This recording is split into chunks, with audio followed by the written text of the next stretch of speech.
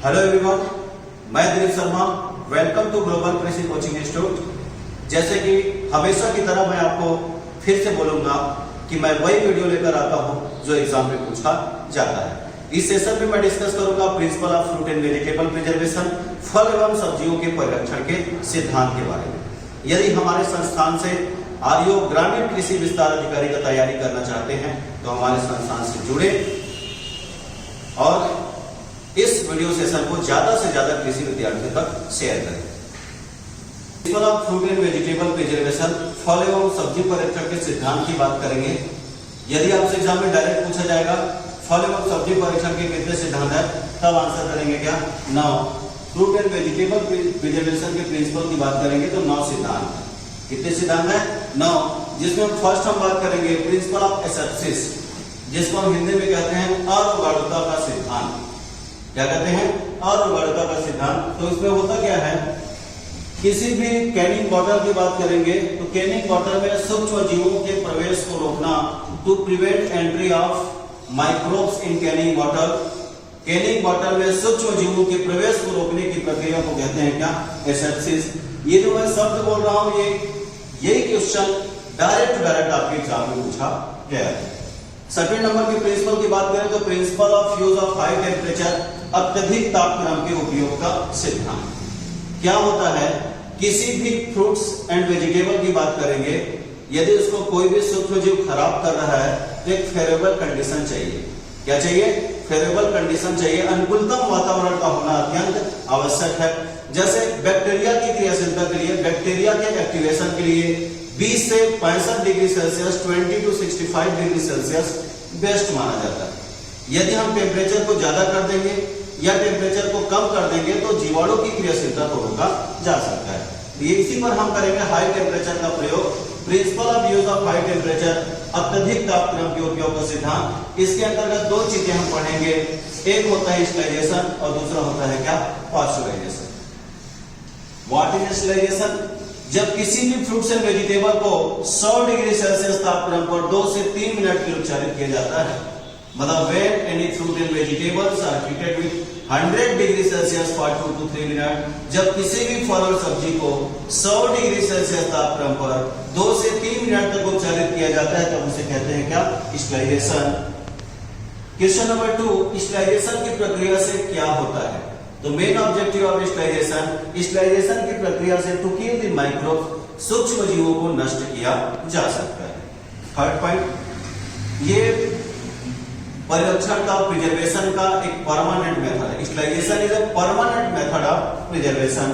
And last question, second last question, mainly sterilisation की प्रक्रिया मुख्य रूप से किसमें अपनाया जाता है? फल में कि सब्जी में? तो आंसर क्या लगाएंगे? Vegetables. Stabilization is mainly applied on vegetables. And last question exam में पूछा गया है कि फल एवं सब्जी परिरक्षण का सबसे प्रभावी सिद्धांत कौन सा है? Which of the following is the most effective method of preservation? तो most effective method of preservation पूछा गया, तो आंसर करेंगे क्या? Stabilization.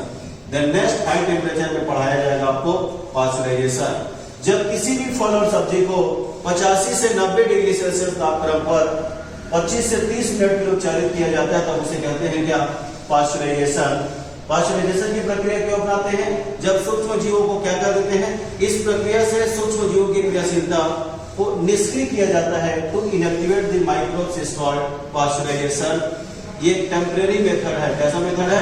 Temporary method of preservation है। यदि हम बात करेंगे पास्चुराइजेशन की प्रक्रिया मुख्य रूप से किसमें अपनाया जाता है, तो पास्चुराइजेशन की प्रक्रिया मुख्य रूप से फ्रूट्स में अपनाया जाता है। इसके बाद मैं आपसे डिस्कस करूंगा principle of use of low temperature, कम तापक्रम के प्रयोग का सिद्धांत। कम तापक्रम के सिद्धांत के बारे में हम बात करेंगे तो principal of use of low temperature. Low temperature जैसे कि मैंने आपको बताया ही है कि सूक्ष्म जीवों की क्रियाशीलता के लिए निश्चित तापक्रम चाहिए। तो उसके ग्रोथ को रोकने का 2 ही तरीका है, या तो टेम्परेचर को कम कर दो या तो टेम्परेचर को बढ़ा दो। फेवरेबल कंडीशन से यदि कम कर देंगे तब भी उसका ग्रोथ रुक जाएगा, फेवरेबल कंडीशन से टेम्परेचर को बढ़ा देंगे तब भी उसका ग्रोथ रुक जाएगा। इसे बढ़ाने का मतलब principal of use of high temperature में मैंने आपको बताया। आइए देखते हैं principal of use of low temperature. Low temperature में हम 3 चीजें देखेंगे, जैसे चिलिंग चिलिंग में टेम्परेचर कितना रखा जाता है तो 4 डिग्री सेल्सियस। देन कूलर्स में टेम्परेचर कितना रखा जाता है तो 10 to 15 degree Celsius. Then very most important cryopreservation.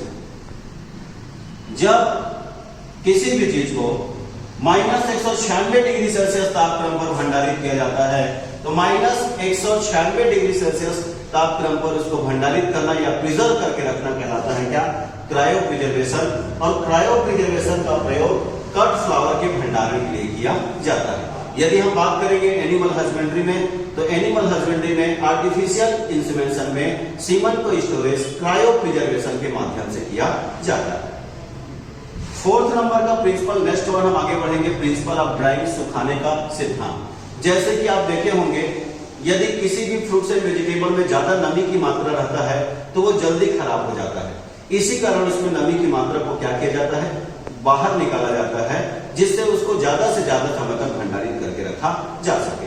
ऐसा कहा जाता है कि यदि मॉइस्चर का परसेंटेज यदि 15% तो 15% तक नमी होने पर फ्रूट्स एंड वेजिटेबल खराब नहीं होते। इससे ज्यादा नमी होने पर वो जल्दी से क्या हो जाता है, खराब हो जाता है। आइए देखते हैं, एग्जाम ओरिएंटेड हम बात करेंगे। दो बहुत ही मोस्ट इंपॉर्टेंट क्वेश्चन बनता है, एक है ड्राइंग और दूसरा है डिहाइड्रेशन। जब सूर्य प्रकाश की उपस्थिति में फल एवं सब्जियों से नमी की मात्रा को बाहर निकाला जाता है तो सूर्य प्रकाश क्या है, सनलाइट क्या है, नेचुरल है। तो यहीं पे डेफिनेशन बनेगा कि फल एवं सब्जियों से प्राकृतिक रूप से नमी की मात्रा को बाहर निकालना, the naturally removal of moisture from fruits and vegetable is called drawing. Clear? The next one is dehydration. Dehydration की प्रक्रिया एक मशीन होता है उसमें किया जाता है, उस मशीन का नाम है डिहाइड्रेटर। तो डिहाइड्रेटर एक मशीन है, मशीन मतलब कृत्रिम। तो जब किसी भी फल और सब्जी से नमी की मात्रा को कृत्रिम रूप से बाहर निकाला जाता है, the artificial removal of moisture from fruits and vegetable is called dehydration. Dehydration की प्रक्रिया कौन से मशीन में अपनाया जाता है, डिहाइड्रेटर। यदि हम बात करेंगे, दो बहुत ही मोस्ट इंपॉर्टेंट क्वेश्चन है यहाँ पे कि फलों में मॉइस्चर रिमूव करने के लिए फलों में डिहाइड्रेशन की प्रक्रिया के लिए तापक्रम कितना रखा जाता है, 61 से 66 डिग्री सेल्सियस। और वेजिटेबल में टेम्परेचर कितना रखा जाता है तो 66 से 71, 66 to 71 डिग्री सेल्सियस तक रखा जाता है। ओके, इसके बाद हम डिस्कस करेंगे प्रिंसिपल ऑफ फर्मेंटेशन, किण्वन के सिद्धांत के बारे में देखते हैं। किण्वन का सिद्धांत में प्रिंसिपल ऑफ फर्मेंटेशन की बात करेंगे तो यहाँ पे डेफिनेशन पूछा जाता है।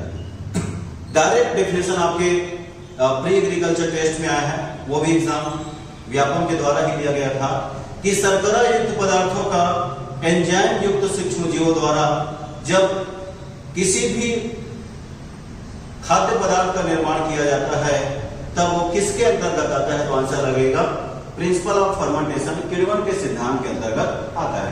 कुछ इंपॉर्टेंट पॉइंट लेकर आया हूं कि किण्वन की प्रक्रिया किस प्रकार की प्रक्रिया है। मैंने कहा शर्करा युक्त पदार्थों का एंजाइम युक्त सूक्ष्म जीवों द्वारा ऑक्सीजन की अनुपस्थिति में, तो जो प्रक्रिया ऑक्सीजन की अनुपस्थिति में होता है, अब्सेंस ऑफ ऑक्सीजन, उसे कहते हैं एनारोबिक। तो फर्मेंटेशन की प्रक्रिया कैसी प्रक्रिया है, यह एनारोबिक प्रक्रिया है, अर्थात ऑक्सीजन की अनुपस्थिति में होता है। कौन सा किण्वन की प्रक्रिया के लिए जिम्मेदार कौन सा होता है, which is responsible for fermentation. किण्वन की प्रक्रिया के लिए जिम्मेदार होता है कौन, east. Which enzyme is responsible, कौन सा एंजाइम किण्वन की प्रक्रिया के लिए जिम्मेदार होता है, कौन सा लगाएंगे क्या, जाएंगे। 3 क्वेश्चन है प्यारे बच्चों यहाँ पे। किण्वन की प्रक्रिया एक एनारोबिक प्रक्रिया है, ईस्ट किण्वन की प्रक्रिया के लिए जिम्मेदार होता है। यदि एंजाइम की बात करेंगे तो जाइमेस एंजाइम किण्वन की प्रक्रिया के लिए क्या होता है, रिस्पॉन्सिबल होता है। 3 प्रकार का फर्मेंटेशन होता है, alcoholic fermentation, acetic acid fermentation, lactic acid fermentation. आइए देखते हैं एल्कोहलिक। शराब का बनना, डायरेक्ट क्वेश्चन में आएगा, वाइन मेकिंग। शराब का बनना किस प्रकार के किण्वन के अंतर्गत आता है तो एल्कोहलिक किण्वन के अंतर्गत आता है। यदि हम शराब की बात करेंगे तो साइडर नाम का जो शराब है किससे बनता है, सेब से।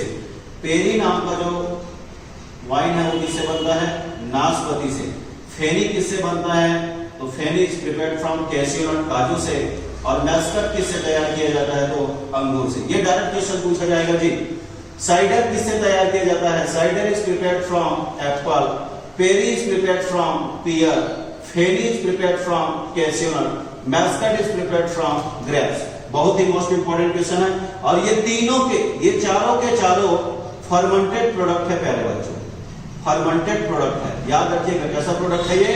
फर्मेंटेड बेवरेजेस है, अर्थात किण्वित पेय पदार्थ है। देखने से पता नहीं चल रहा है कि ये शराब है, लेकिन सबके सब क्या है? शराब। अर्थात किण्वन की प्रक्रिया एल्कोहलिक फर्मेंटेशन, एल्कोहलिक किण्वन सिद्धांत के अंतर्गत तैयार किया गया है। Next one, acetic acid, acetic अम्ल का सिद्धांत। सिरका का बनना या विनेगर का तैयार करना एसिटिक अम्ल के किण्वन के सिद्धांत के अंतर्गत आता है।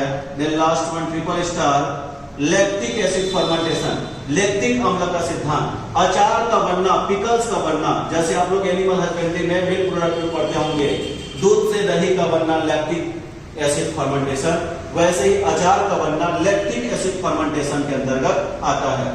सेक्राउट की बात करेंगे, सीधी एग्जाम में पूछा गया था आईजीक्यू पे। सेक्राउट किससे तैयार किया जाता है? तो सेक्राउट इज प्रिपेयर्ड फ्रॉम कैबेज। ये पत्ता गोभी से तैयार किया जाने वाला एक किण्वित खाद्य पदार्थ है जो लैक्टिक एसिड फर्मेंटेशन के अंतर्गत आता है।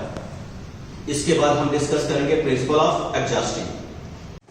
प्रिंसिपल ऑफ एग्जॉस्टिंग, निर्वातन का सिद्धांत। एग्जॉस्टिंग में होता क्या चीज है कि the removal of air from canning water, किसी भी संसाधित डिब्बों से हवा को बाहर निकालने की प्रक्रिया कहलाता है क्या? एग्जॉस्टिंग। क्या कहलाता है? एग्जॉस्टिंग। देखेंगे एग्जॉस्टिंग की प्रक्रिया के लिए क्या करते हैं, इसमें डिब्बों को 80 डिग्री सेल्सियस तापमान पर 10 मिनट के लिए डुबा देते हैं, मतलब 80 डिग्री सेल्सियस पर 10 मिनट। एग्जाम में पूछा गया है कि फल उत्पाद में, फूड प्रोडक्ट में एग्जॉस्टिंग की प्रक्रिया कितने डिग्री सेल्सियस तापमान पर अपनाया जाता है? तो यह प्रक्रिया 10 डिग्री सेल्सियस तापमान पर, 80 डिग्री सेल्सियस तापमान पर 10 मिनट के लिए अपनाया जाता है। यदि पर्टिकुलर बात करेंगे फ्रूट में, यह प्रक्रिया 180 से 190 डिग्री सेल्सियस, वेजिटेबल की बात करेंगे तो 190 से 212 डिग्री सेल्सियस तापमान पर 10 मिनट के लिए अपनाया जाता है। क्लियर? अभी तक तीन जो बहुत ही मोस्ट इंपोर्टेंट पॉइंट ये है कि डिब्बों से हवा को बाहर निकालने की प्रक्रिया को कहते हैं एग्जॉस्टिंग। डिब्बों में सूक्ष्म जीवों के प्रवेश को रोकना, to prevent entry of microbes in canning bottle. डिब्बों में सूक्ष्म जीवों के प्रवेश को रोकना कहलाता है एसेप्सिस। सूक्ष्म जीवों को नष्ट करना, to kill the microbes is called sterilisation. सूक्ष्म जीवों को नष्ट करना स्टेरिलाइजेशन कहलाता है। और सूक्ष्म जीवों की क्रियाशीलता को निष्क्रिय करना, to inactivate the microbes is called pasteurisation. Clear हुआ? सूक्ष्म जीवों के प्रवेश को रोकना एसेप्सिस, सूक्ष्म जीवों को नष्ट करना स्टेरिलाइजेशन, सूक्ष्म जीवों को निष्क्रिय करना पास्चुराइजेशन कहलाता है। इतना ही क्वेश्चन आपके एग्जाम में पूछा जाएगा। नेक्स्ट प्रिंसिपल की बात करेंगे तो प्रिंसिपल ऑफ प्रिजर्वेटिव मटेरियल, कुछ परिरक्षी पदार्थों का प्रयोग करके भी सूक्ष्म जीवों की क्रियाशीलता को रोका जा सकता है। जैसे हम बात करेंगे शुगर का यूज करते हैं, साल्ट का यूज करते हैं, एसिटिक एसिड का यूज करते हैं। एग्जाम में पूछा जाएगा, दो मेथड है, एक है परमानेंट स्थायी विधि, दूसरा है टेम्परेरी अस्थायी विधि। किसी भी फल और सब्जी को, फल या सब्जी को या फिर फल और सब्जी से बने खाद्य पदार्थ को परिरक्षित करने के लिए परमानेंट मेथड में शुगर का यूज कितना किया जाता है? 68%। टेम्परेरी मेथड में शुगर का यूज कितना किया जाता है? 15 to 25, 15 से 25%। यदि हम साल्ट की बात करेंगे, नमक की बात करेंगे, तो नमक का प्रयोग किया जाता है 15 से 25% परमानेंट में और 2 से 3% प्रयोग किया जाता है टेम्परेरी में। एक एग्जाम में पूछा गया क्वेश्चन कि नमक में अचार में कितने प्रतिशत नमक का प्रयोग किया जाता है? तो अचार में 15% तक नमक का प्रयोग किया जाता है। लास्ट में एसिटिक एसिड की बात करेंगे तो स्थायी विधि में 2 से 3% और अस्थायी विधि में 0.5 से 1.5% तक एसिटिक अम्ल का प्रयोग किया जाता है। ज्यादातर परमानेंट को याद रखिएगा। फल परिरक्षण की स्थायी विधि में शक्कर की मात्रा का प्रयोग किया जाता है 68%, नमक की मात्रा का 15 से 25% तक प्रयोग किया जाता है स्थायी विधि में। अस्थायी विधि में 2 से 3% तक प्रयोग किया जाता है। एस्टिक अम्ल की बात करेंगे तो 2 से 3% एस्टिक अम्ल का प्रयोग किया जाता है। लास्ट में बात करेंगे माइल्ड एंटीसेप्टिक।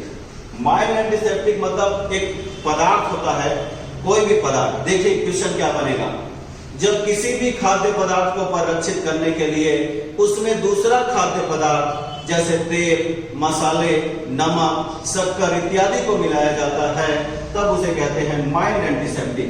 समझ गए?